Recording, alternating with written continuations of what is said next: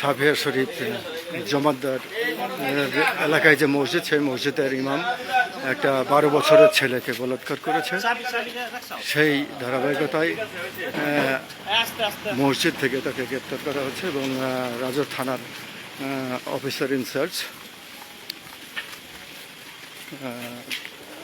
মাসুদ খানের নেতৃত্বে ওসি তদন্ত সঞ্জয় কুমার ঘোষের উপস্থিতিতে ইমাম সাহেবকে গ্রেপ্তার করা হচ্ছে এবং গ্রেপ্তার করে তাকে থানায় নিয়ে যাওয়া হচ্ছে। এবং আপনারা জানেন ইতিমধ্যেই যে এই ইমাম 12 বছরের একটা শিশুকে বলাৎকার করেছে। তারই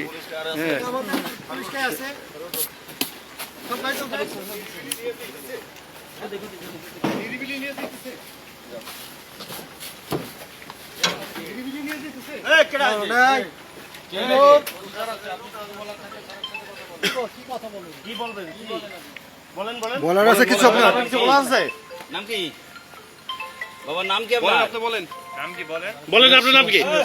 সিরাজ মুন্সি। কি করেন আপনি? মাদ্রাসার সভাপতি কি আপনি?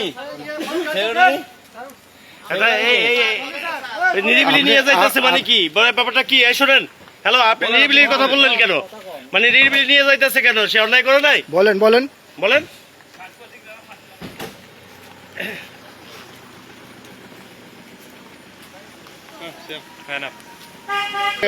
ইমাম সাহেবকে ধরে নিয়ে গেল কিসের জন্য?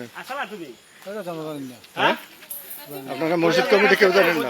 এদের কিছু জিজ্ঞাসা করতে গেলে হ্যাঁ, গাড়ি ঘোরান।